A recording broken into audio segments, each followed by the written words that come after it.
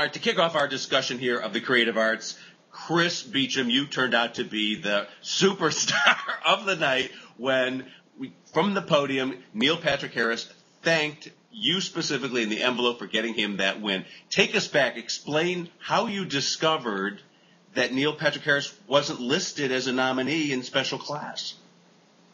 Well, it was really simple. I went back through, the nominations. If you print them out, it's like 100 pages. And I hadn't looked at every single category because we've been focusing so much on some of the acting ones. And when I got to that page, it hit me. I knew about the rule change on the variety, moving the host over into other categories. And I saw where Alec Baldwin and Steve Martin were nominated, along with the producers of the Oscars, in the same category where the Tonys did not have Neil's name. So I knew something was wrong, but I couldn't figure out what. And then I gave the ball to you, and you took it running to the Academy. And I guess it took 2 or 3 days to unravel, but they did the right thing. I got to commend the Academy for making the right call. I mean, honestly, somebody messed up somewhere along the way and just accidentally leaving his name off. He was eligible to be a part of their group. Yeah, and let's clear this up. This was not a mistake made at the TV Academy. They can only process the names that are given to them by the entrants, and the Tony Awards did not list him, which was odd, right, Chris? Because the previous year they did list the host. Yeah, that's right. This is only the second year that this has been the case, so it's certainly understandable how somebody could overlook something like that. I just find it odd that, when you've got people at the Academy, people working for the Tony Awards, people working for CBS who did the Tony Awards, Neil's own representatives, you would think somebody somewhere would have noticed, hey, this is wrong. Yeah, but you saw what Neil said backstage when I asked him what went wrong and why this wasn't caught. I loved his answer. He said, well, we were all confused about this rule, whether or not he should be on as host with the producers. So it is what you're saying. It was that transition period for the first few years, just confusion reigning and nobody catching it. Makes you wonder, doesn't it, if you didn't catch this and we hadn't alerted them, and then all of a sudden the award was bestowed without him on it. And then somebody down the line realized the mistake. Could they have gone back to give it to him retroactively? I wonder. And we'll never know. I don't know, but I would bet money next year the Tony Awards host, which I guess would be Sean Hayes, is on the paperwork. I think that's a safe bet. Hey, Rob, what did you think was outstanding from the creative arts? Look, I must say, Tom, I was very happy to see Jeff Probst win his award. The fact that he came all the way from Nicaragua to accept it was wonderful to see. And I hope he took our advice and in deciding to really stuff around his schedule to be there. But I was wondering why Betty White didn't bother to turn up, given that she was the most certain of all locks to win that award. And perhaps maybe because she's just so hot right now, she just has too much to do on a Saturday, perhaps to turn up to pick up that Emmy. She hasn't won an Emmy in a while. I thought it would have been a big deal, don't you? And she lives in Los Angeles, too. I see her around town all the time. I've even played pool with Betty White at the Hollywood Athletic Club where the Emmys were born, about 2 blocks from this apartment right here. Yeah, but she must be shooting a movie or busy or something. But back to Jeff Probst, though. He showed a lot of class to, because he got a lot of grief from us, admittedly, and others about not planning to be there, not sure he was going to be there for the creative arts when his category got moved there from the main category when George Clooney got inserted into the main ceremony. And then he did. He jumps on a plane. There's that whole jump back and forth with Nicaragua for this win, which you predicted, Rob. Confidently you predicted it, and hats off to you on that. Thank you. Was Jeff Probst the only reality host nominee there? Well, I guess Ryan Seacrest was there for another category. That's true. Right. Were the other ones not there, Tom? Tom Bergeron was not there. No, Tom Bergeron was not there. Heidi Klum was not there. Heidi Klum. Right.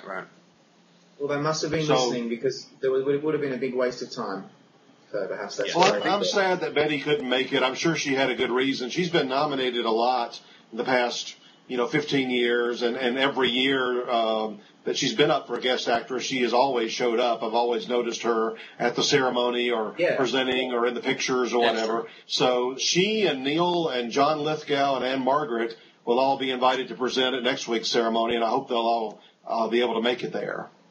Now, doubling back to predictions again, Chris, you did predict Neil Patrick Harris to win for guest, and you predict that he's not going to win next week, so congratulations on that, too.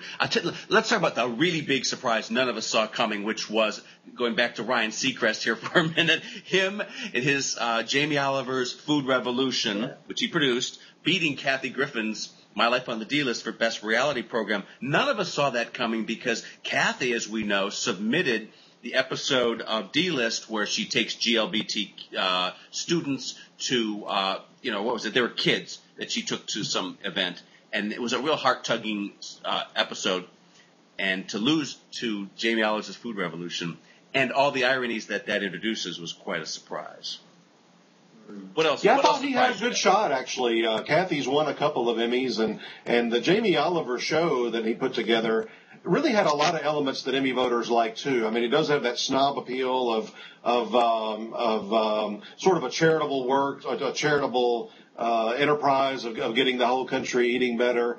I felt like it had a good shot, and Ryan, this was his best chance of probably winning an Emmy, since American Idol doesn't seem to be able to win. It'll win next week. Mark my words, it'll win. And I told that to Ryan backstage, and I said he's got to let us do an Emmy intervention on him next year in the host category, and we'll straighten out those consecutive losses he has there. What other surprises were there, Rob? What else caused a few jaws to drop? Let's just talk about the big elephant in the room that day, which was Anne Margaret. No one saw that coming. I recall Chris and I were both saying in our commentary that we were using words like ham bone and ridiculous, and there were things like that said. Let's just be honest. And when I got the tweet on my phone that Anne Margaret had won that award, I almost threw it across the room. I couldn't believe it. And then apparently she's the only one who got a standing ovation on the day as well. So what's that all about? Because did anyone actually watch that episode of the show? Because although I think I had her in third place, so I thought, it's possible that people are going to think that she was wonderful because she's a star from the 60s and blah, blah, blah. But it was just shocking. And so basically, are you saying that maybe my mum can go on the show next year on the Law and Order Special Victims Unit as some crime investigator, and she might win a freaking Emmy? So that's how it's going to play out. They've won 4 in a row, right? In this category, 4 in a row. That's right. That's right. That's pretty much it. It's the Law and Order Special Victims Unit award. It's more than that, Chris. Explain how she won. Oh, she was drunk she was on like 20 minutes, and she was this drunk witness and wailing away at the police, and I just thought it was so over the top, and there were people like Lily Tomlin and Sissy Spacek in there, and I just couldn't imagine they would skip over both of those ladies. But Anne Margaret's been nominated, 5 or 6 times at the Emmys, so in retrospect, I guess we should have seen it coming. Somebody made a really good point in our forums too that I had not thought about at all, but she was in part of Mad Men's past season. Her old opening from Bye Bye Birdie was featured heavily, and I wonder if bringing that back into voters' minds, during the Mad Men season. I mean, it was very prominent in a couple of episodes. Even in Elizabeth Moss's submitted episode, especially. I just wonder if even a few voters happened to see that or remembered how great she was, back in the 60s, if that might have helped her this time. Maybe. Yeah, I think you're right. Definitely. Here's one of the great ironies of the results of the Creative Arts that I think none of us thought of. A friend of mine on Facebook brought this up and sent me a message yesterday saying, isn't it ironic that the Pacific won the award for casting when none of its actors got nominated? Yeah, that's Isn't lovely? Isn't that ridiculous? It's very funny. These ironies, of course, are inevitable at any show business awards, and that's why we love it. Any other things jump out? Chris, you commented at one point about Anne Hathaway's win. You were surprised by that, right? Well, she was up against a lot of men in that category that do work on their animated series all year round. And some of them have been, working on their shows for many, many years.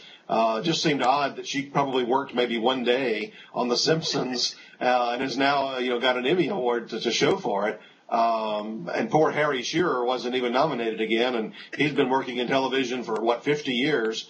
So I just, I found it odd, but, she's going to be a huge star over the next 3 or 4 decades. And that Oscar may be down the road, and that Tony Award may be down the road, and she might be one of those that hits the grand slam. She probably, based on her big time movie career, is not going to do much television, so she may have gotten the hardest part in her particular case of the four big trophies.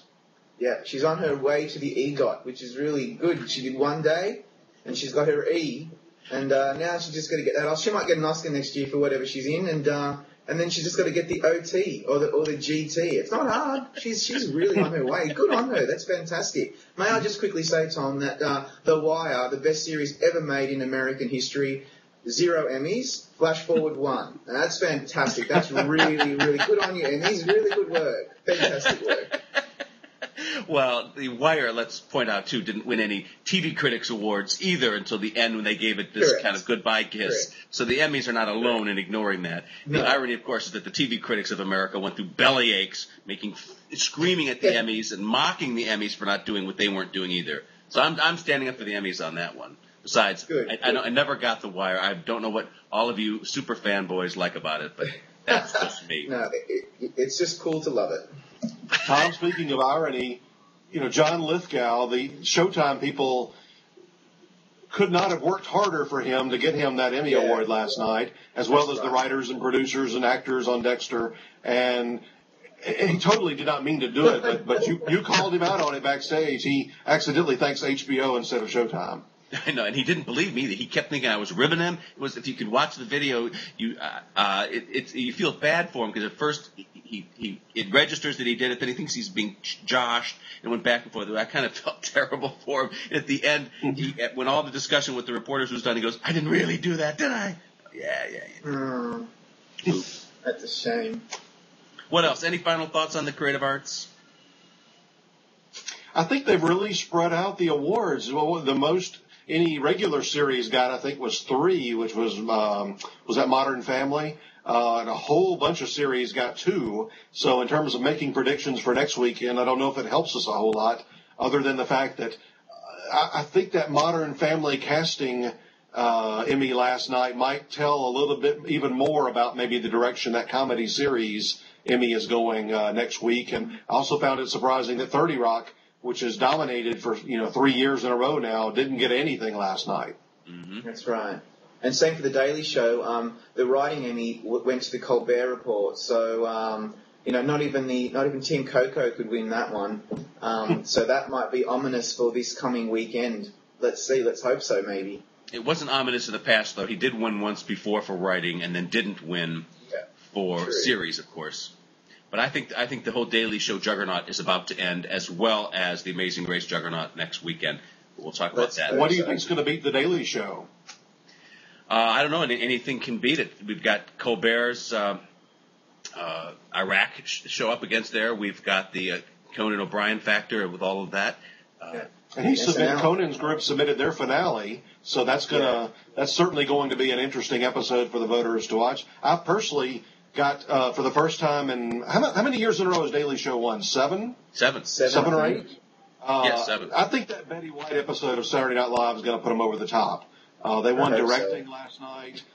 Betty won. They won, I think, a third, maybe for makeup. So I think SNL, which has won this award in the past, many years ago, it's won it a couple of times. I think it might finally end that Daily Show run. Yeah, I've been predicting it for 2 years, but I'm not going to go down that road again. So I'm going back to Daily Show because I just can't imagine the Emmy voters want to think outside the square. I'm in a bad mood this morning, Tom. I'm just going to let everyone have it. I just don't think they're going to do it. I hope they do, though. No, it's Jon Stewart's reign is over here. There's too much competition. Saturday Night Live, Colbert, and what am I forgetting? Team Conan. It's kaput. It's good night, John.